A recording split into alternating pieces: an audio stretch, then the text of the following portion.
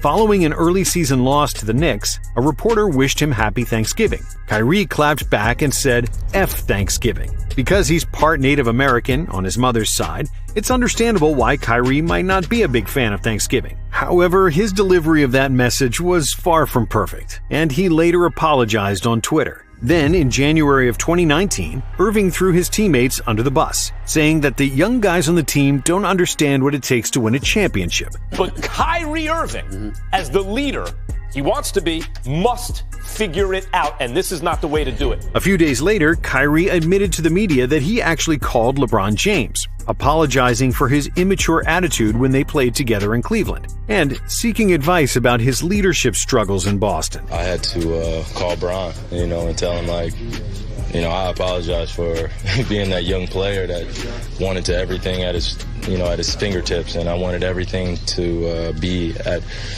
my threshold. I wanted to be the guy that led us to championship. I wanted to be the leader. I wanted to be all that, and the responsibility of being the best player in the world and leading a team is something that's not meant for many people. By doing so, Irving essentially bashed his teammates again, and then admitted he made a mistake coming to Boston in the first place. That was a step for me just to move forward in my life.